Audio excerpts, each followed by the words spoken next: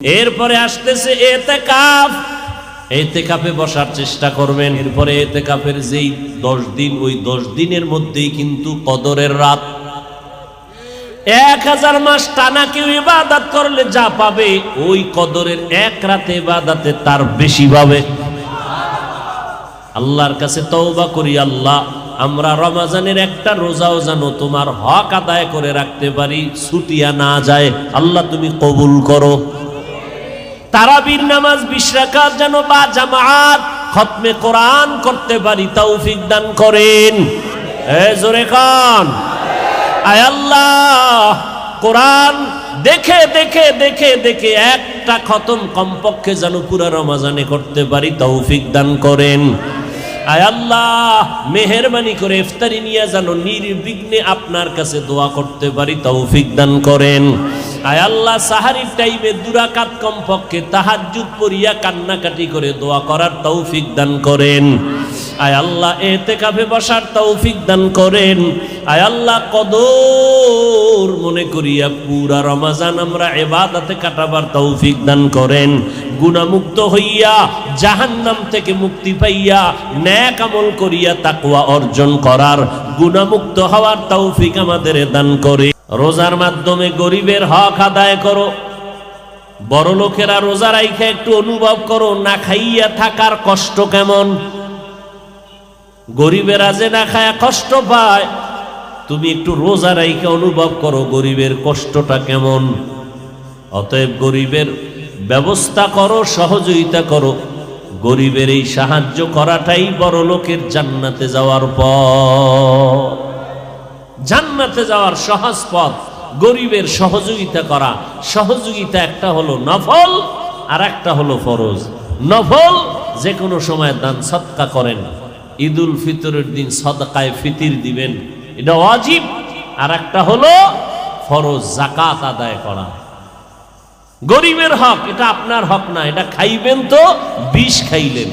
অনেক সময় বিষ খাইয়া হজম করা যায়, কিন্তু গরিবের হক খাইয়া হজম করা যায় না। অনেক বিষ খাইলেও মানুষ মরে না, আছে না, ক্রিয়া করে না। কিন্তু গরিবের হক খাইলে এটা এমন বিষ, ওর শরীরের ভেতরটাও ধ্বংস করে দিবে, জাহিরি যা আছে তাও ধ্বংস হয়ে যাবে। টাকার অভাব নাই, বাড়ি গাড়ির অভাব নাই, হঠাৎ দেখবে আগুন লেগে সব শেষ। 50 বছরের কামাই 1 ঘন্টায় আগুনে ধ্বংস। কে পারেন? ওই আল্লাহকে ভয় করে গরিবেরটা গরিবেরে দাও। আল্লাহ দিছে তোমারে 100 টাকা, কইছে এখান থেকে তুমি 2.5 টাকা গরিবেরে দাও। তুমি রাখবা কত? তোমার হিসাব দেন। 97 টাকা 8 আনা তোমারে দিলাম, 2.5 টাকা গরিবের। এটা তোমার, তুমি এইটা তোমার কাছে আমানত রাখবা। এটা যদি আলাদা কইরা তোমারে 97 টাকা 8 আনা দিতাম, গরিবেরটা গরিবের হাতে দিতাম, ও পকেটে লওয়ার আগে শেষ হয়ে যেত। অতএব তুমি যেহেতু টাকা বেশি, তোমার লোভ কিছুটা কন্ট্রোল থাকবে। অতএব 2.5 টাকা তোমার কাছে রাখছি আমানত। 97 টাকা 8 আনা তুমি মন মতো খাও, আমানতটা সময় মতো গরিবেরে দিয়া দাও। যদি না দাও তো 97 টাকা তোর জন্য বিষ। বুঝেন কিছু? তাহলে 2.5 টাকা এটা ধনীর না গরিবের? ধনীরে দিলেন কেন? গরিবের আমানত তুমি ঠিক রাখো, সময় মতো গরিবেরে দিবা। সময় কোন সময়? ঈদের পরের দিন। হ্যাঁ, ঈদের দিন। সময় হলো রমজানের আগে, যেন ইফতারি কিনতে পারে। কি টাকাটা গরিবকে দিয়া দাও, হিসাব করে মাইক লাগায় মানুষের দেখাইতে হইবে আমি জাকাতের কাপড় দিব। দুনিয়াতে এইরকম থার্ড ক্লাসের কাপড় নাই যেটা আমি দিব জাকাতের সময়, মানুষের দেখায়। আর ওই কাপড়টা লইয়া দিছে সওয়াবের জন্য, রমজানে সওয়াব বেশি, কিন্তু পাইয়া সবাই করে বরদোয়া মোনাজাত দিয়ে, আল্লাহ ফাটা থাকলে ওরে দাও। এই কাপড় মাইনসে পরে। তাহলে রমজান এখন এর জন্য গজব হয়ে গেল না? কথা বলেন না কেন?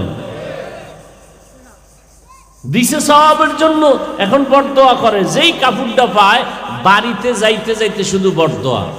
এটা একটা পুরা কৃপণ মানুষ, মনে হয় ওর আব্বা আম্মাও মনে হয় ভালো না, নাইলে এরকম খারাপ হয় নাকি? আল্লাহ এত টাকা দিছে, আমগো কাপড় দিছে, এটা মানুষ পরে একবার পরা যাবে না। তাহলে ওর মাইয়া ফলা নাই, আল্লাহ দেয় নাই, ওর বউরিকে এই কাপড় ভরায়নি, ওর সন্তানরা এই কাপড় ভরায়নি, ওর আত্মীয় স্বজনরা এইটা ভরায়নি, এটা মানুষকে দান করলো। ও যদি আর 10টা টাকা খরচ করিয়া 100 টাকা বাড়াইয়া, 200 টাকা বাড়াইয়া, 500 টাকা বাড়াইয়া আর একটু ভালো কাপড় দিত, ওরে কি আল্লাহ কমায় দিত নি? আল্লাহ যেন আর বিচার করে, কয়নি? তাহলে রমজানের বরকত বাড়লো না কমলো? আল্লাহ হেদায়েত দিক। কথা কইলো একটু চিন্তা ঝামেলা, কারণ যেই পিছনে লাগছে মুনাফিকেরা, কথা কইলো ঝামেলা, না কইলো ঝামেলা। আল্লাহ হেদায়েত দান করুন। হ্যাঁ, আল্লাহর মোহাব্বত, ভালোবাসার চূড়ান্ত পরিচয় এই রমজান মাসে রোজার মাধ্যমে আল্লাহর মোহাব্বতকে গভীর করো, ভালোবাসা গভীর করো, আল্লাহর আশেক হয়ে যাও। কি হব? আল্লাহর আশেক। আশেক ভালোবাসা, মোহাব্বত, ইশক, প্রেম। বুঝেন না কথা? আল্লাহর আশেক পাগল হও, দুনিয়ার পাগল হয় না। দুনিয়ায় যারা আছে সব পাগল, সবাই কি পাগল? টাকার পাগল, গাড়ির পাগল, বাড়ির পাগল, নারীর পাগল, ক্ষমতার পাগল। আমরা কার পাগল হতে চাই? আল্লাহ আমাদের আল্লাহর আশেক পাগল বানায় দেন। দুনিয়ার পাগল না আল্লাহর পাগল। হ্যাঁ, ক্বালান নবী সাল্লাল্লাহু আলাইহি ওয়াসাল্লাম আকসিরু যিকরাল্লাহি আযজা ওয়া জাল্লা হাত্তা ইউকালা ইন্নাহু মাজনুন আও কামা ক্বালান নবী আলাইহিস সালাতু ওয়াস সালাম। আল্লাহর নবী বলেন, আবু সাঈদ খুদরি রাদিয়াল্লাহু তাআলা আনহু বর্ণনা করেন, পয়গম্বর বলেন, তোমরা আল্লাহকে এই পরিমাণ স্মরণ করো, স্মরণ করতে করতে এমন একটা অবস্থান তোমার হবে, অন্য মানুষ যেন তোমারে দেখা পাগল বলে। কি বলে? মানুষ যেন বলে, লোকটা এত নামাজ পড়ে কেন, এত জিকির করে কেন, এত তেলাওয়াত করে কেন, এত ইবাদত করে কেন, পাগল হয়ে গেল নি? যদি কে পাগল হইছে, এই লোকটা পাগল হয়ে গেছে, তুমি শুকর আদায় করো, তোমার ইবাদত কবুল। আল্লাহ গোটা দুনিয়ার উম্মতে মুসলিমাকে আল্লাহর আশিক পাগল বানায় দেন। আরো জোরে বলেন, দুনিয়ার পাগল যেন না হই। আমরা তো দুনিয়ার পাগল, রোজার মধ্যেও দুনিয়া। এই যে রোজা রাইখা মিশা কথা কয়, লুড্ডু খেলে, তাস খেলে, জুয়া খেলে, টেলিভিশন দেখে, নাচ দেখে, গান দেখে, মাপে ভেজাল দেয়, এরা রাখছে রোজা, কিন্তু পাগলামি এখনো আল্লাহর পরিপূর্ণ ভেতরে আসে নাই, ইশক আসে নাই, এখনো সে দুনিয়ার ধান্দাই আছে। নবী কয়, আল্লাহর এমন পরিমাণে আল্লাহর ইবাদতে স্মরণ করো যাতে মানুষ তোমাকে কি বলে? মাজনুন। মাজনুন শব্দের বাংলা অর্থ পাগল। সহিহ ইবনে হিব্বান, মুস্তাদরাকে হাকিম, যে হাদিসটা আমি পড়লাম আবু সাঈদ খুদরি রাহমাতুল্লাহ রাদিয়াল্লাহু আনহু থেকে বর্ণিত। আল্লাহর জিকির স্মরণ এত বেশি করো, নামাজের মাধ্যমে, রোজার মাধ্যমে, তেলাওয়াতের মাধ্যমে, যে কোনো উপায়, যাকাতের মাধ্যমে, হজের মাধ্যমে। আল্লাহর পাগলামি, আল্লাহর ইশক মুহাব্বত প্রকাশ পায় বান্দার যে কোনো ইবাদতের চূড়ান্ত সীমানায় যদি করে। তেলাওয়াত যদি বেশি করে তাহলে বলবে স্বাভাবিক মানুষ, না লোকটা বেশি পাগল হয়ে গেছে। নামাজের যদি বেশি নামাজ পড়ে, লোকটা বলবে এত পাগলামি করে কেন, শুধু নামাজ নামাজ, জিকির জিকির, তেলাওয়াত তেলাওয়াত। হাদিস বলে তোমার ইবাদত কবুল। বলেন কি? ইবাদত কবুল। আর আল্লাহ পাকের ইবাদতের মাধ্যমে, আল্লাহ পাকের ইবাদতের মাধ্যমে আল্লাহ পাকের ইশক আর আল্লাহ পাকের মুহাব্বত বহির প্রকাশের জাহিরি, যেটাকে বাহ্যিক একটা নমুনা হলো হজ। বাহ্যিক নমুনা কি? হজ। জাহিরি ভাবে ওখানে আল্লাহর ইবাদতের মাধ্যমে আল্লাহ পাকের পাগল সাজে আল্লাহর ইশক আর মুহাব্বতের হাজিরা দেয় হজের দ্বারা। এটা জাহিরি ভাবে মোটামুটি দেখতেই মনে হয় একজন পাগল হয়ে গেছে, পাগলের বেশ ধরেছে। কার পাগল? জোরে বলেন কার পাগল? মাথায় টুপি নাই, সেলাই ছাড়া কাপড় পরা, গেঞ্জি নাই, জুতা নাই, ব্রাশ করা যাবে না, সাবান লাগানো যাবে না, এইভাবে শুধু ডাকতে থাকে কাকে? লাব্বাইক আল্লাহুম্মা লাব্বাইক, লাব্বাইক লা শারীকা লাকা লাব্বাইক, ইন্নাল হামদা ওয়ান নি'মাতা লাকা ওয়াল মুলক লা শারীকা লাক।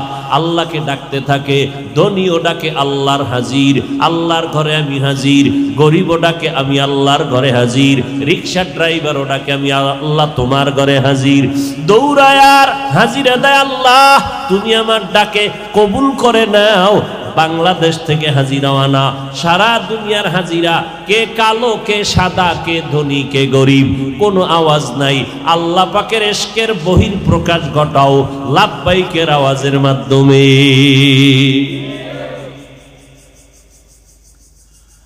রমজানের বড় আমল রোজা, রমজান মাসের বড় আমল কোরআন তেলাওয়াত, কারণ কোরআন নাজিলের মাস।